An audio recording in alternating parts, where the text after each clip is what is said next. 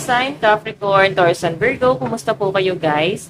So ayan, bumalik na tayo guys sa elemental, no? Kasi hectic na rin ako sa oras. Mas pagod kasi ako guys gumawa ng single sign talaga. Sobrang nakakapagod at nakaka-drain talaga. Okay, so ayan guys, earth sign, ingat tayo, no? Kung meron kayo maririnig na ingay, lakas po ng ulan. So mag-ingat tayo guys sa sa bagyo na ba to? So mag-iingat tayo guys sa ulan, sa mga papasok, papuntang trabaho or sa school. Ang hirap bumiyahe ng umuulan, sa totoo lang. Okay, so tignan natin earth sign, gabay kapalaran mo ngayon. Gabay kapalaran po ni earth sign. Okay. So nakikita ko dito earth sign, mukhang wala naman ako nakitang kakaiba kung nagkakaroon ba ng third party sa connection ng person.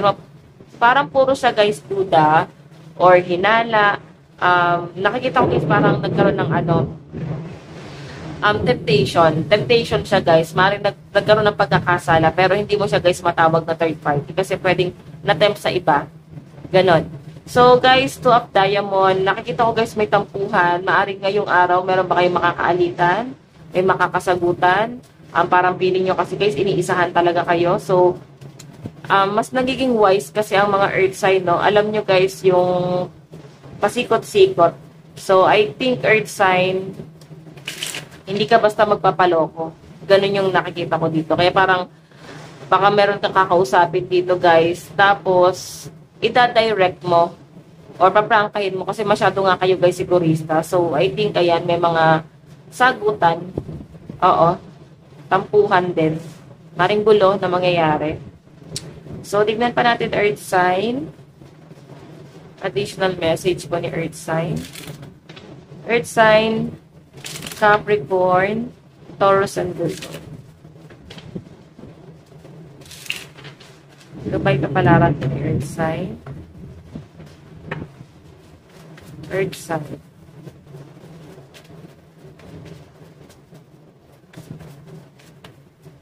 So guys, meron tayong trap. Okay, may nakikita ko dito guys parang ginisa sa sariling mantika, parang ganun. So parang bago nila kayo guys isahan, nautakan mo na tong taon to guys kasi ayaw mo na guys nang iniisan ka kasi alam mo na guys yung ginagawa nila sa inyo na parang betrayal yung nakikita ko rito guys. Okay, I think may proof yung mga earth sign. May nakikita rin ako dito guys, success. Maring may paparating sa inyo guys na opportunity or travel abroad, adventure kasi guys may lakad. So maring meron kang aasikasuhin ngayon. May nakikita ko rito guys, may maaprubahan na. So may naantay ka bang email?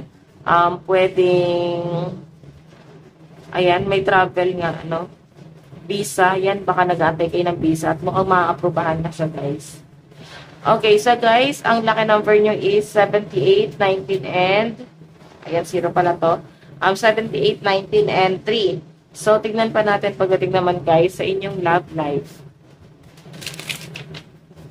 Love life ni earth sign. Earth sign, Capricorn, Taurus, and Virgo. Pagdating po sa love life. So guys, meron po tayong 9 of cups. Merong hinihiling. Merong minamanifest. Meron ako nakitang pagmamakaawa or may gusto magmakaawa sa inyo. O diba, itong tao to guys, sinungaling to guys. Maring kasal na yung iba sa inyo. Kasal ka ba sa taong to or maring kasal siya sa iba? So nakikita ko rito guys, basta merong may kasal dito. And nakikita ko yung parang nagsinungaling, pinagtakpan, hindi naging faithful. Ayun, pagdating sa relationship guys, nakita ko na parang hiniling na rin ng iba sa inyo na siya talaga yung gusto niyo makasama. Pero guys, talagang may kasinungalingan siyang ginagawa eh. Hindi siya guys naging tapat. Tapos may 4 of wands pa.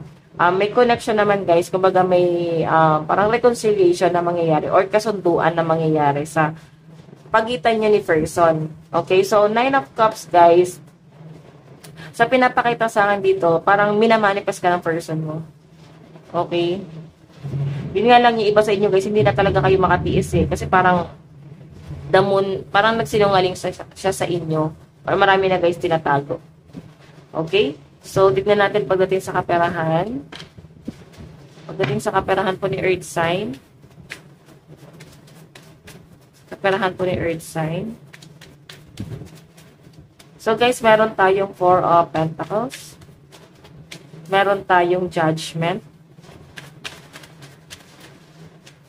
Meron tayong Ace of Cups. So pagdating sa pera nyo guys, nakikita ko yung pagtitipid talaga ng mga Earth sign, no? Hindi naman sila nagtitipid. Talagang inaano nyo lang talaga guys. Binabudget nyo lang talaga guys yung pera nyo. Or hanggat hindi naman guys kailangan, hindi kayo guys maglalabas ng pera. Ganon yung pinapakita sa akin. Hindi sa parang nagkukuripot. Alam nyo lang guys kung paano talaga mag-control ng pera. Pero parang makuripot na nga ang tingin sa inyo guys ng ibang tao. Maaaring binabalyo mo lang talaga guys yung pera mo, no? Kasi pinaghirapan mo siya, Ace of Cups. Alam mo kung gano'n mo, guys, kahirap nakuha to. Okay, yun yung nakikita ko sa inyo guys. Kaya, Four of Pentacles, masyado mo guys ginagard yung pera mo. And kahit na-judge ka na ng mga tao na parang ikuripot yan, ganyan, or hindi naman yan magbibigay, hindi naman ganito. So, huwag nyo na sila guys pansinin kasi, happiness lang naman nila yun eh. Okay? Isipin mo guys yung happiness mo. No, isipin mo yung stability mo. Okay?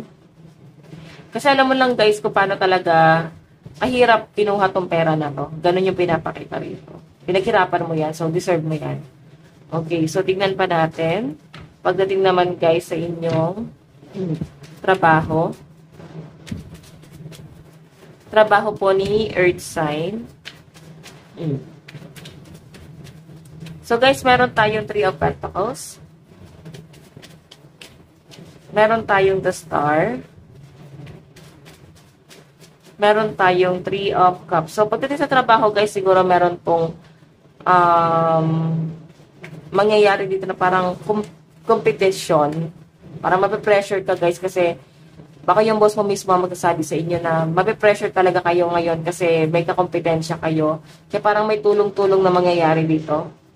Okay? Normal na ano lang guys, maaaring matatampakan ka rin guys sa trabaho. So sa mga walang trabaho rito guys, nakita ko naman yung pagiging ma-discarte nyo guys. Hindi kayo guys nawawala ng pag-asa para talaga kumita ng pera sa pang-araw-araw. Okay? May mga discarte po yung iba sa inyo. So tignan natin guys pagdating naman po sa inyo pamilya. Pamilya po ni Earth sign. Meron tayong the Devil. Ayan, toxic, no? Natotoxican kayo sa pamilya ni Earth sign. So, nagkakaroon ka guys ng realization. Meron dito guys gustong lumayo. Nare-realize nyo siguro guys na parang gusto nyo na guys bumukod. Or maring iniisip nyo pa rin guys, no? Gusto nyo na ba guys umalis? Or gusto nyo pa rin guys i-workout? Kasi pamilya nyo pa rin to guys eh. So, Ace of Swords, nakikita ko sa inyo guys, magkakaroon ka ng matinding realization, pero magkakaroon ka rin guys ng hesitation, no? Hindi mo kasi alam yung gagawin mo eh. Okay? So, sa pamilya yan guys, meron kayo desisyon na gagawin ng pamilya mo rito. Kumbaga, parang ano siya guys, pagpaplanuhan siya. Okay? Pag-iisipan, ganon. Kumbaga, ikaw na guys yung gagawa ng pabor para sa kanila. So, tignan natin guys, ano ba ang inyong advice? Advice po ni Earth sign. Meron tayong step up and lead. Okay. So, ayan guys, nakakita ko dito, kailangan daw guys, kung ano yung mga desisyon na gagawin mo sa buhay mo, manindigan ka ron. Okay. Tignan pa natin. Advice. Meron tayong sword, make the change. Okay, yung iba sa inyo guys, meron kang ine-expect. Alam mo sa sarili mo na merong malaking pagbabago na mangyayari. Lalo na sa pamilya or sa lifestyle, sa everyday routine. Pero hinahanda mo na talaga. Kasi ganun talaga yung buhay. Talagang may mababago at mababago. At hinahanda mo yung sarili mo guys sa pagbabago na yon. Okay, so Earth sign, ito lang po ang inyong reading. Maraming salamat.